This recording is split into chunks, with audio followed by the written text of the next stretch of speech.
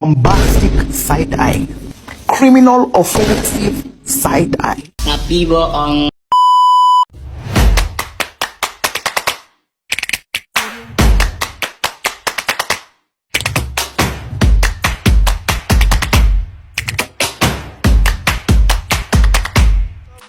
A few moments later.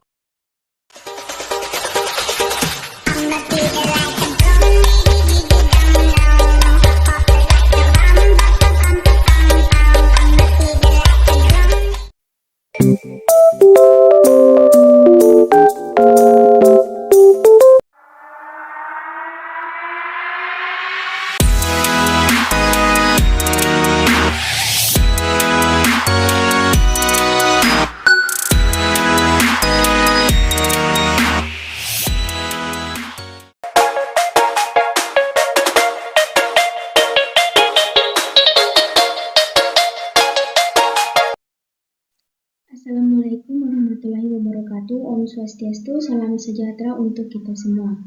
Baiklah, di sini saya akan membahas tentang pentingnya Equal Employment Opportunity (EEO) dalam manajemen sumber daya manusia (MSDM).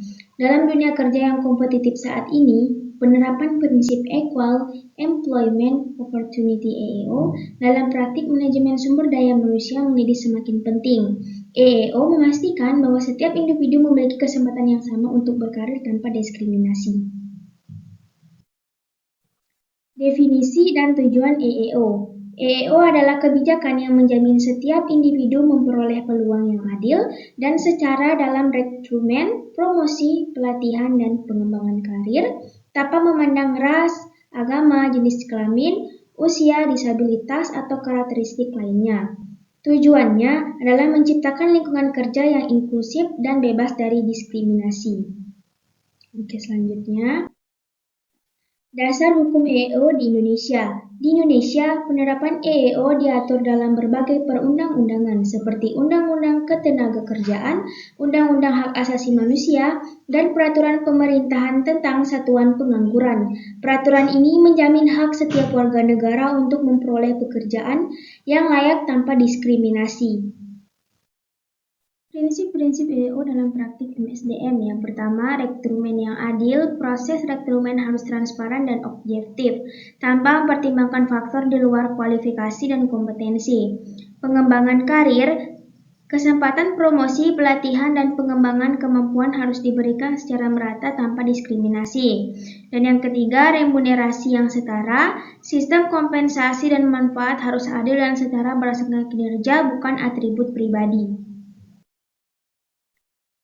Tantangan implementasi EEO dalam perusahaan, yaitu ada resentansi budaya, di mana budaya organisasi yang kuat dapat menjadi hambatan dalam menerima perubahan menuju kesetaraan.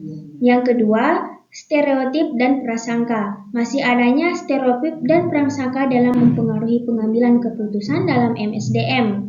Kurangnya kesadaran, pemahaman yang kurang tentang EEO dan manfaatnya bagi organisasi dapat menghambat penerapannya. Peran manajer MSDM dalam menjamin kesetaraan kesempatan kerja, yaitu rekrutmen, memastikan proses rekrutmen yang adil dan transparan, pelatihan, menyediakan pelatihan dan pengembangan yang setara bagi semua karyawan, evaluasi kinerja, menerapkan sistem penilaian kinerja yang objektif dan tidak biasa, dan yang terakhir, promosi keragaman, mendorong lingkungan kerja yang inklusif dan menghargai keberagaman.